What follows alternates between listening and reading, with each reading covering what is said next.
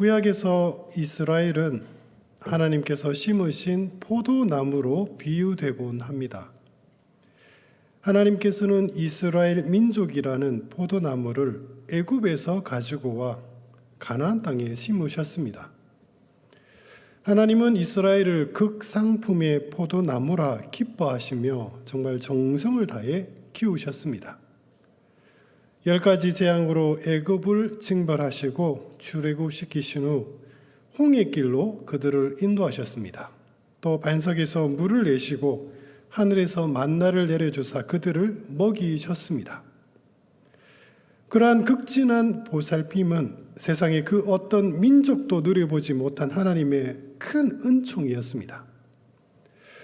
그리고 하나님께서는 정성을 다해 키운 포도나무에서 최고의 열매가 맺혀지기를 기다리셨습니다. 그런데 이게 어찌된 일일까요? 가장 좋은 땅에 가장 좋은 품종을 심고 정성껏 키웠건만 포도나무는 아주 하찮은 들포도만 맺었습니다. 당황한 농부가 탄식했습니다. 내가 내 포도원을 위하여 행한 것 외에 무엇을 더할 것이 있으랴? 내가 좋은 포도 맺기를 기다렸거늘 들포도를 맺음은 어찌 됨인고? 하나님께서 얻은 열매는 학대자의 포악함과 백성들의 비명소리뿐이었습니다. 나쁜 열매만을 맺은 이 악한 나무를 농부이신 하나님께서는 어떻게 하실까요? 이미 도끼가 나무 뿌리에 놓였으니 좋은 열매 맺지 아니하는 나무마다 지켜 불에 던져지리라. 결국 오래 참으셨던 하나님께서 악한 포도나무를 뽑으시고 참 포도나무 하나를 새롭게 심으셨습니다. 사랑하는 성도 여러분, 하나님께서 새로 심으신 참 포도나무는 누구입니까? 나는 참 포도나무요, 내 아버지는 농부라. 그렇습니다. 하나님께서 심은 참 포도나무의 이름은 바로 예수 그리스도이십니다. 오늘날 우리의 삶 속에서도 이 포도나무의 비유는 여전히 유효합니다. 교회라는 공동체 안에서 살아가지만 모든 성도가 똑같이 풍성한 열매를 맺는 것은 아닙니다. 어떤 이는 말씀과 기도, 사랑의 실천을 통해 날마다 변화하며 아름다운 열매를 맺습니다. 그러나 또 어떤 이는 오랜 세월 교회를 다녔음에도 여전히 옛 모습에 머물러 열매가 보이지 않기도 합니다. 이 차이는 어디서 비롯된 것일까요? 혹시 우리의 신앙이 주님 안에 거하는 삶이 아니라 단순히 교회 다니는 습관에 머물러 있지는 않습니까? 혹은 주님과의 관계보다는 내 유익을 구하는 신앙생활로 기울어져 있지는 않습니까? 사랑하는 성도 여러분, 농부이신 하나님께서는 지금도 우리 각 사람을 바라보고 계십니다. 주님께 붙어 있는 참된 열매를 맺는 가지인지 아니면 붙어 있는 듯 보이지만 실상은 열매 없는 가지인지를 살펴보고 계십니다. 오늘 본문은 우리에게 아주 중요한 질문 하나를 던집니다. 나는 지금 참 포도나무이신 주님께 꼭 붙어 있는 가지일까요? 우리는 이 질문 앞에서 나 자신을 깊이 돌아봐야 할 것입니다. 무릇 나무에는 많은 가지들이 붙어 있습니다. 그러나 가지마다 다 열매가 있는 것은 아닙니다. 어떤 가지는 열매가 있고 어떤 가지는 열매가 없습니다. 오늘날 수많은 교인들이 교회를 출입합니다. 그러나 교인이라 하여 모두가 다 거룩한 신앙생활을 하는 것은 아닙니다.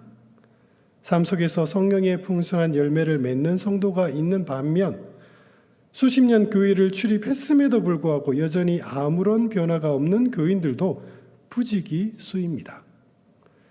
농부이신 하나님께서는 포도나무를 가꾸실 때 2가지 일을 하십니다.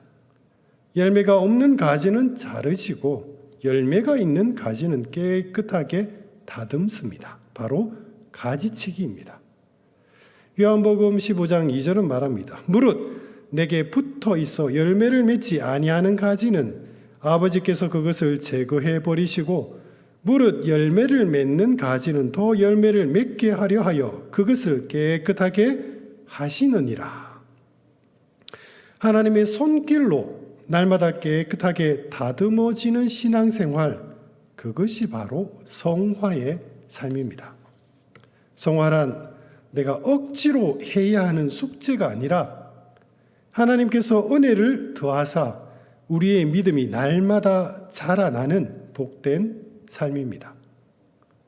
성도 여러분, 하나님 말씀 앞에서 우리 자신을 삼가 돌아봅시다. 우리는 지금 충실하게 성령의 열매를 맺고 있습니까?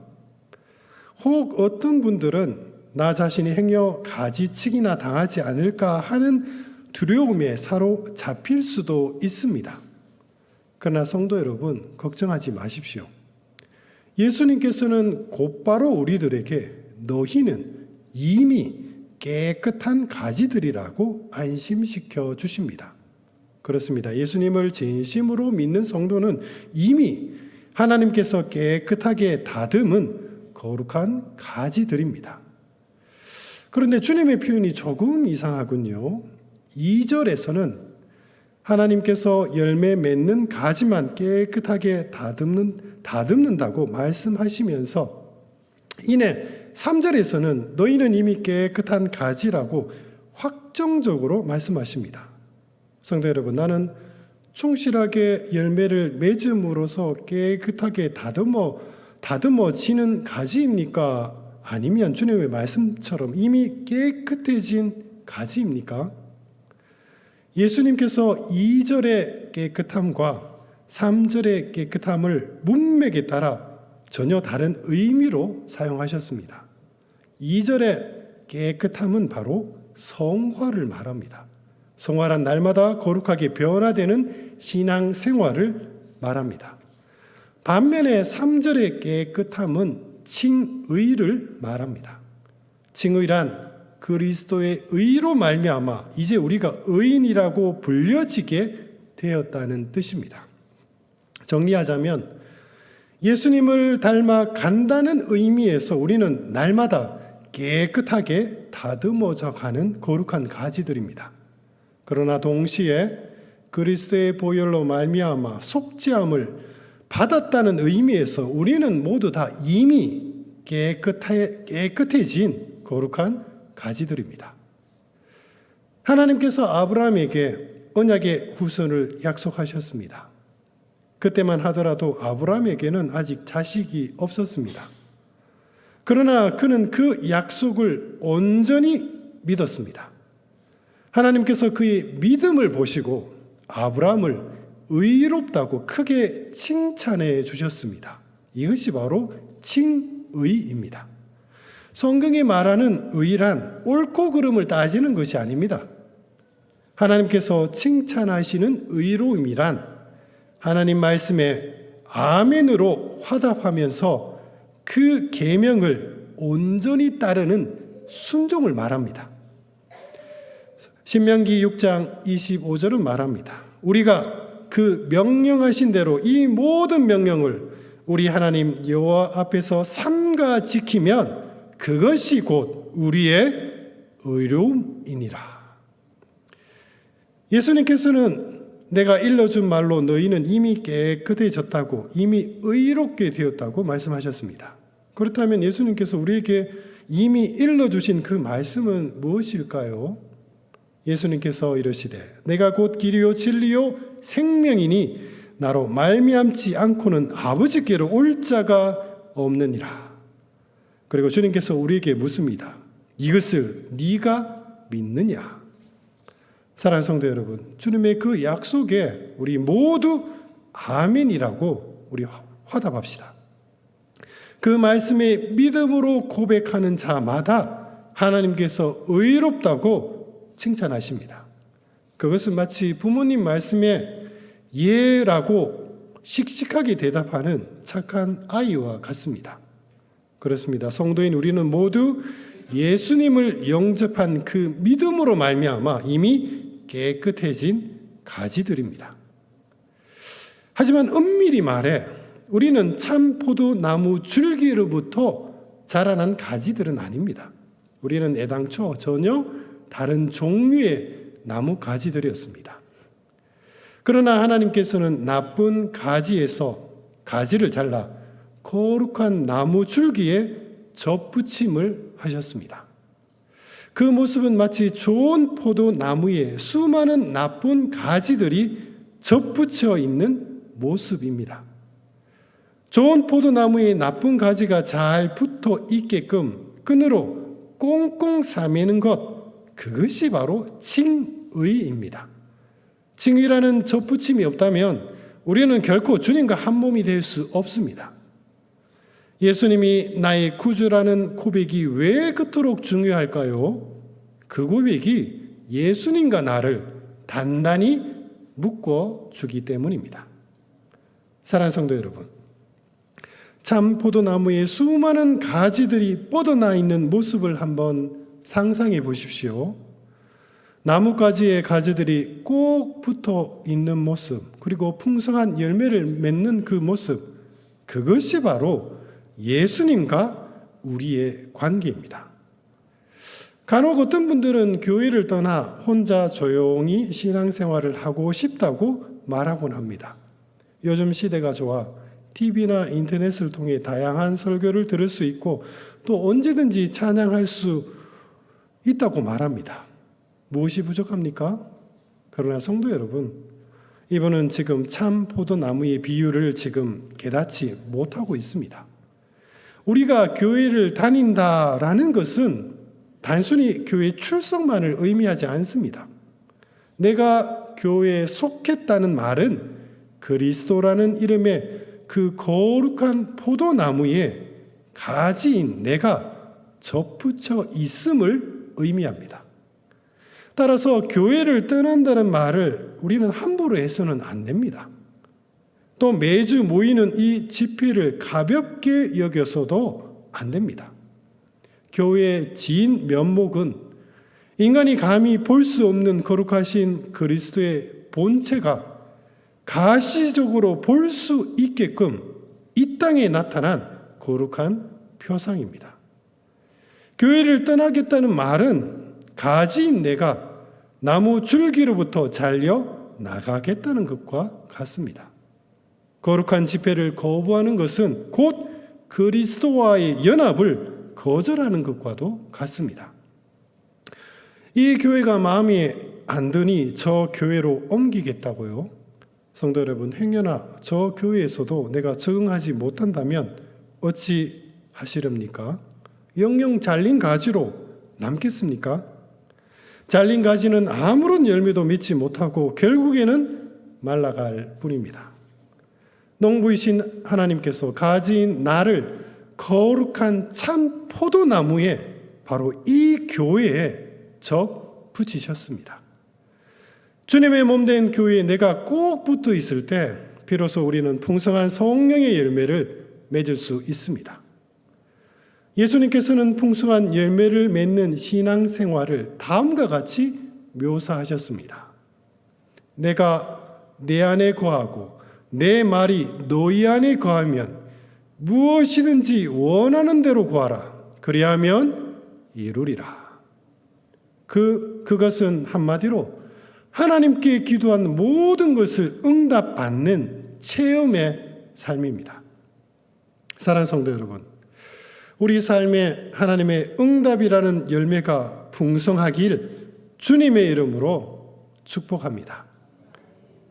그런데 잠깐 우리는 여기서 7절의 말씀을 조금 더 곱씹어 볼 필요가 있습니다. 왜냐하면 우리는 이 말씀을 자기 마음대로 해석하는 경향이 있기 때문입니다. 많은 경우 내가 추구하는 신앙의 목적과 하나님께서 내게 기대하시는 경건의 목적이 다른 경우가 참 많습니다. 예컨대 하나님은 우리에게 11조를 명하셨습니다. 하나님께서 기대하신 그 목적은 구별된 헌금을 통해 거룩한 삶을 너가 배우라는 것입니다.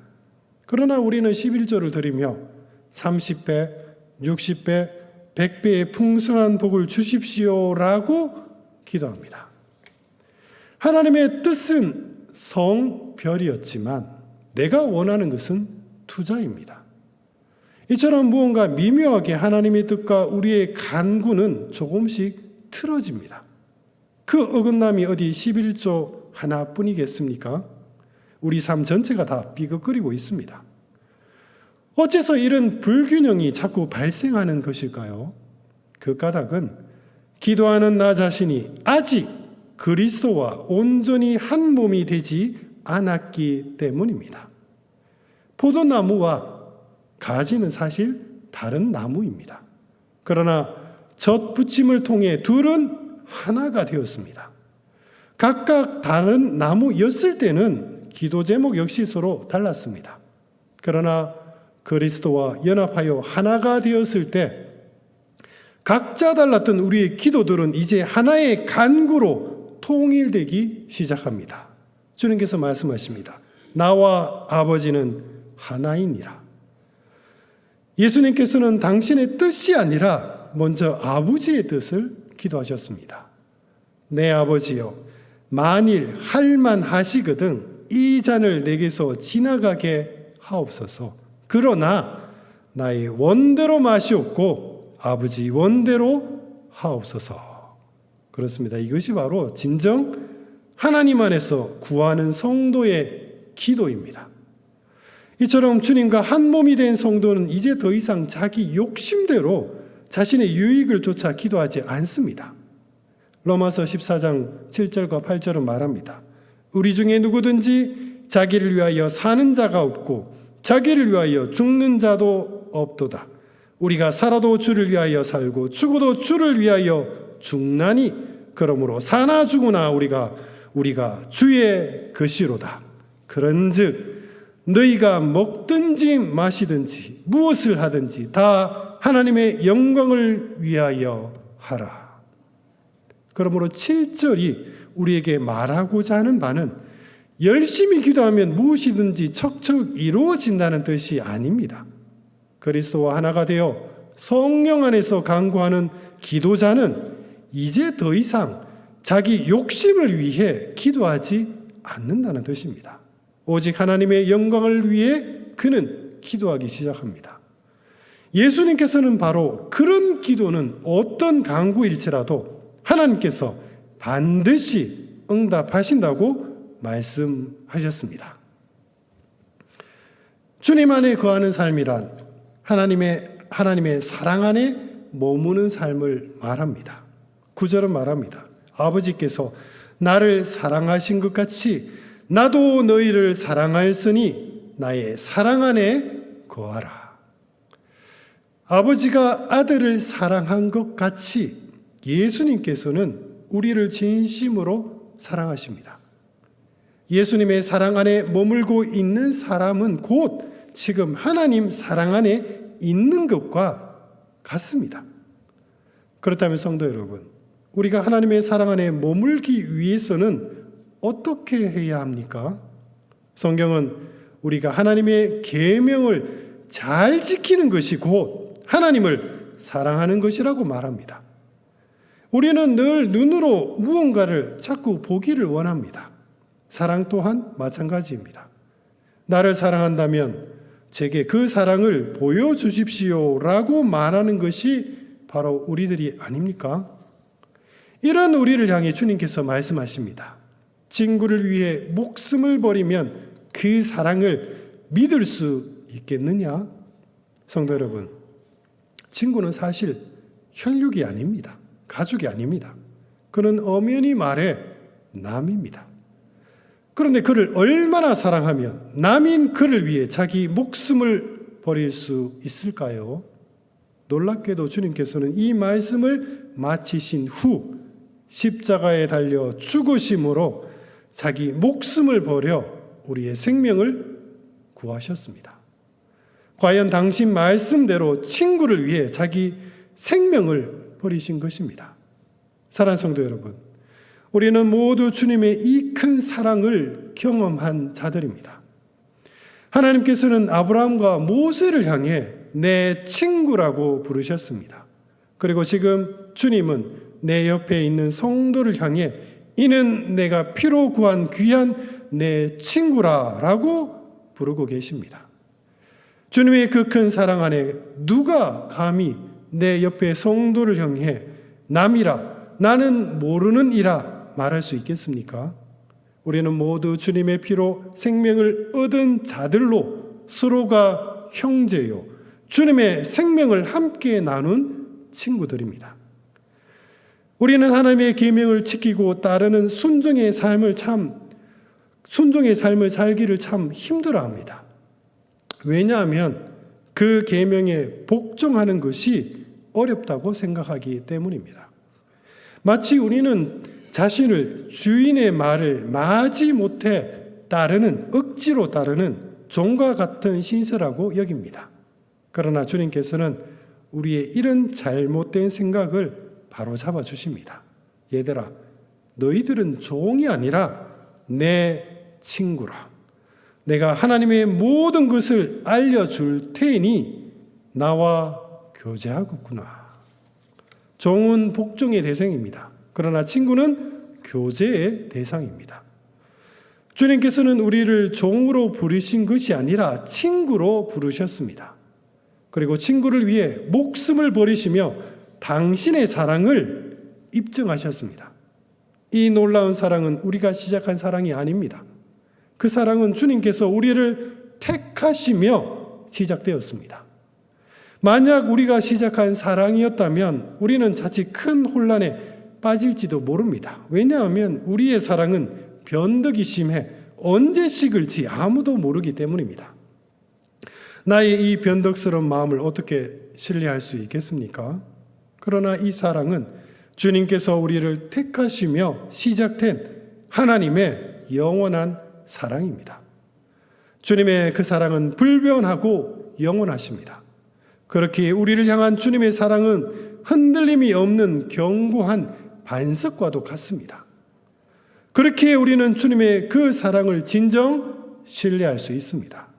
바로 이 신뢰 위에서 우리는 하나님께 무엇이든 간구할 수 있으며 무엇이든 받을 수 있습니다. 실제로 말합니다. 너희가 내 안에 거하고 내 말이 너희 안에 거하면 무엇이든지 원하는 대로 구하라. 그리하면 이루리라. 주님께서는 자신을 가리켜 참 포도나무로 성도인 우리를 가리켜 그 가지라고 말씀하셨습니다. 가지가 포도나무에 붙어 있으면 열매는 자연스럽게 맺기 마련입니다. 풍성이 맺힌 그 열매의 이름이 무엇입니까? 주님께서 말씀하십니다. 서로 사랑하라. 주님을 붙잡는 자마다 참된 열매를 맺기 마련인데 우리가 맺는 그 열매의 이름이 바로 사랑의 열매입니다. 사랑하는 성도 여러분, 우리는 지금 형제를 사랑하고 있습니까? 우리는 지금 정말 하나님을 사랑하고 있습니까? 사랑하는 성도 여러분, 우리 모두 주님 안에서 우리 서로 사랑합시다. 사랑을 실천함으로써 진정 나 자신이 지금 예수님께 꼭 붙어 있는 거룩한 참된 가지임을 내 삶을 통해 스스로 우리 입증합시다. 말씀을 맺겠습니다. 첫째, 우리 자신이 주님 안에서 이미 깨끗해진 의인임을 확신합시다. 주님께서 말씀하신 대로 우리는 이미 깨끗해진 거룩한 가지입니다. 내가 곧 길이요 진리요 생명이니 나로 말미암지 않고는 아버지께로 올 자가 없느니라. 이 말씀을 아멘으로 받아들이는 모든 자는 하나님께서 의롭다고 칭찬해 주십니다. 그러므로 어떤 상황 속에서도 나 자신이 하나님의 거룩한 자녀임을 확신하며 우리는 담대하게 살아가야 합니다. 이 확신은 우리 삶 속에서 드러나야 합니다. 실패나 낙심이 찾아올 때도 나는 여전히 하나님의 사랑받는 자녀다는 사실을 우리 붙잡읍시다. 다른 사람 앞에서 위축되거나 스스로 초라하게 느껴질 때도 주님 안에서 나는 이미 깨끗해진 가지임을 우리 믿음으로 고백합시다. 죄책감에 눌릴 때도 즉시 주님의 은혜를 의지하며 용기를 내 우리 믿음으로 다시 일어섭시다. 우리가 주님 안에서 이미 의롭다 하심을 받았다는 이 진리는 우리의 마음을 지켜주고 삶의 방향을 바로 잡아주는 주님께서 주신 우리의 가장 큰 힘이요 능력입니다. 그리고 둘째, 주님의 몸된 교회에 우리 늘 꼭 붙어 있읍시다. 교회를 떠나 혼자 신앙생활을 하려는 생각은 참 포도나무의 신비를 이해하지 못하는 것과 같습니다. 나는 포도나무여 너희는 가지라. 교회에 속한다는 것은 단순히 예배에 참석하는 것이 아니라 참 포도나무이신 주님께 내가 접붙여 있음을 고백하는 믿음의 행동입니다. 사랑하는 성도 여러분, 교회를 떠난 신앙은 줄기에서 잘려나간 가지와 같아서 결국에는 영적으로 마르게 됩니다. 지금 내가 있는 자리, 이 교회는 주님께서 나를 접붙여 주신 거룩한 자리입니다. 그러므로 우리는 주님의 몸된 공동체 안에서 늘 굳게 붙어 있어야 합니다. 그 결속은 우리 삶 속에서 구체적으로 드러나야 합니다. 주일 예배에 힘써 참여하고 기도와 찬양으로 서로를 세워주며 어려운 지체를 돌보며 함께 짐을 지는 것이 바로 교회에 붙어 있는 경건의 삶입니다. 때론 교인들과의 의견 차이로 불편함을 느낄 수도 있지만 그때에도 주님께서는 나를 이 교회에 붙여주셨음을 우리 기억하며 끝까지 인내합시다. 주님의 교회를 진심으로 사랑할 때 우리의 삶 속에서 비로소 성령의 풍성한 열매들이 맺혀지게 될 것입니다. 그리고 마지막으로 셋째, 하나님 말씀에 우리 온전히 순종함으로써 사랑의 열매를 우리 맺어갑시다. 주님 안에 거한다는 것은 곧 하나님을 사랑하는 삶입니다. 눈에 보이지 않는 하나님을 우리는 어떻게 사랑할 수 있을까요? 예수님께서는 말씀에 순종하는 것이 곧 하나님을 사랑하는 길이라고 말씀하셨습니다. 주님은 십자가를 통해 우리를 향한 사랑을 확증하셨습니다. 그러므로 우리도 단순한 고백에 머물지 말고 계명을 지킴으로써 하나님을 향한 우리의 사랑을 증거해야 합니다. 주님이 주신 계명은 이것입니다. 내 계명은 곧 내가 너희를 사랑한 것 같이 너희도 서로 사랑하라 하는 이것이니라. 그러므로 성도 여러분, 가까운 가족 안에서부터 교회 공동체 안 그리고 세상 속에서 우리 서로 사랑하며 이 계명을 지켜 나갑시다.